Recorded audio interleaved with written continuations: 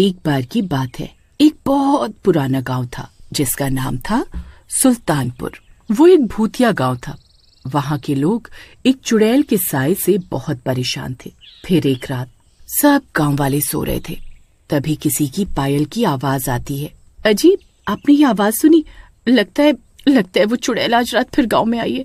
चलो, हमें कहीं छुपना होगा, अगर उसने हमें देख लिया तो शामत आ जाएगी। फिर वो दोनों सोफे के पीछे छुप जाते हैं। वो चुड़ैल सबके घरों की खिड़की से झांक झांक कर किसी को तलाश कर रही होती है। उसी रात गांव में मुन्ना और कालू अपने दोस्त की शादी के लिए ठहरे हुए थे। उस चुड़ैल को देखकर वो दोनों भी चौंक जाते हैं। वो अपनी खिड़की से उसे देख रहे होते हैं। अरे कालू भाई, वो देखो, ये वही चुड़ैल है जिसके बारे में हरिया ने हमें बताया था। अरे भाई, हरिया ने कहा था कि रात में पायल की आवाज आने पर घर के अंदर कहीं छुप जाना। चलो जल्दी कहीं छिप जाते हैं। अरे रूप का डरपोक, अरे वो देख, चुड़ैल कितनी बड़ी सोने की पायल पहनी हुई है। सोच, अगर वो पायल हमें मिल जाए तो हम उसे बेचकर माला माल हो जाएंगे। अरे तू पागल तो नहीं हो गया? अगर उसने हमें देख लिया तो हमें कच्चा खा जाएगी। चल जल्दी छुप जाते हैं। मेरे पास एक प्लान है, तू डर मत, जल्दी जा और वो कंबल उठा कर ला। अरे भाई, तू क्या करने की सोच रहा है? मुझे तो बहुत डर लग रहा है। फिर मुन्ना जोर जोर से उस चुड़ैल को आवाज लगाने लगता है। अरे ओ चुड़ैल, देख मैं यहाँ हूँ, तुझे मेरी ही तलाश थी ना? ये देख मैं यहाँ हूँ, आजा आजा, मैं तुझसे नहीं डरता। अरे मर गए रे। अरे कमबख्त मुन्ना, ये क्या कर रहा है? क्यों अपनी मौत को बुला रहा है? अरे चुप कर जा मेरे बाप, नहीं तो हम दोनों मरेंगे। अरे ओ डरपोक चुड़ैल, लगता है तू डर गई। हिम्मत है तो मुझे खा कर दिखा। ये देख मैं यहाँ हूँ, आजा आजा, मैं तुझसे नहीं डरता। अरे नास मिटे, क्यों मरना चाहता है? अरे चुप हो जा भाई, वो चुड़ैल यही देख रही है। चुप हो जा, चल अभी भी वक्त है, पीछे के दरवाजे से भाग चलते हैं। अरे कालू तू डर मत, बस वो काला कंबल तैयार रख। अरे तू करने क्या वाला है भाई, ये तो बता। मैं उस चुड़ैल को यहाँ बुलाऊंगा, तू दरवाजे के पीछे छुप जा। फिर जैसे ही वो चुड़ैल अंदर आए तो उसके ऊपर कंबल फेंक दियो, मैं जल्दी से उसकी पायल उतार लूंगा। आज तो हम दोनों पक्का मरेंगे। फिर मुन्ना जोर जोर से आवाज लगाकर चुड़ैल को अपने घर की ओर बुलाता है। चुड़ैल भी मुन्ना को देख लेती है और दौड़ती हुई उसकी तरफ आती है। मुन्ना दरवाजे के सामने खड़ा हो जाता है। फिर चुड़ैल दरवाजा पीटने लगती है।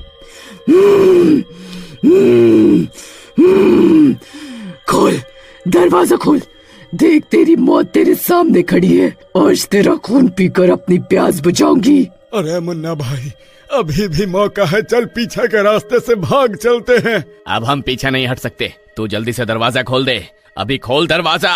फिर कालू दरवाजा खोल देता है। दरवाजा खुलते ही चुड़ैल मुन्ना के सामने आकर खड़ी हो जाती है।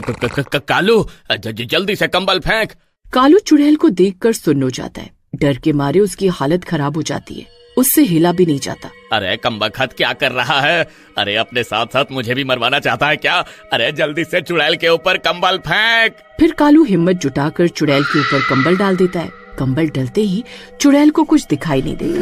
वो छटपटाती रहती है, लेकिन कालू उसे पकड़ लेता है। तभी कालू मुन्ना नीचे झुकता है और चुड़ैल की दोनों पायल उतार लेता है। चलो कालू भाई, हमारा काम तो हो गया, इस दरवाजे को बाहर से धक्का दे दो।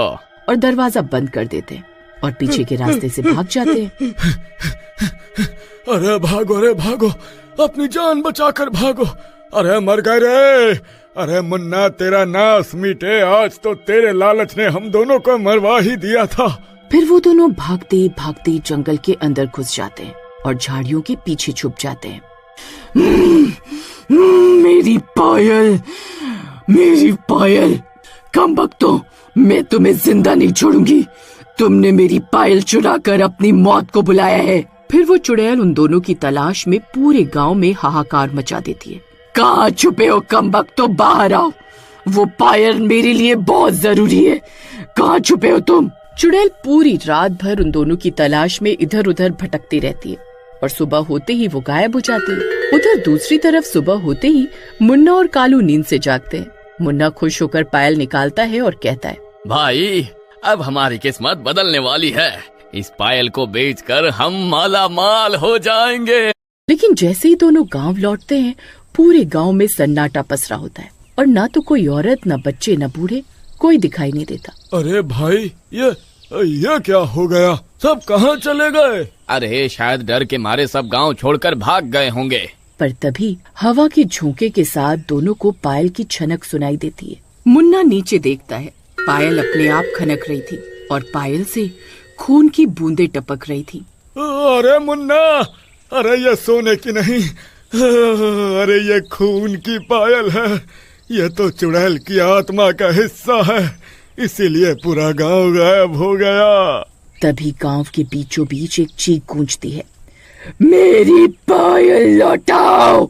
ये देखकर कालू बहुत डर जाता है। अरे मुन्ना भाई, यह तो बहुत बड़ी गड़बड़ हो गई। इस चुड़ैल ने तो पूरे गांव वालों को ही गायब कर दिया। अब क्या करें? रात होते ही वो चुड़ैल फिर से यहाँ आएगी और इस बार हम नहीं बच पाएंगे। अरे हमें रात होने से पहले इस गांव को छोड़कर जाना होगा। चलो मेरे साथ।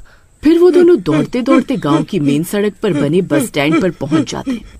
कुछ देर इंतजार करने के बाद उन्हें वहाँ एक बस आती हुई दिखाई देती है। वो बस उनके पास आकर रुकती है। अरे ये क्या, आज सिर्फ 2 ही सवारी आई है। रोज तो 20-25 लोग चलते थे इस गांव से। आज सारे गांव वाले कहाँ चले गए?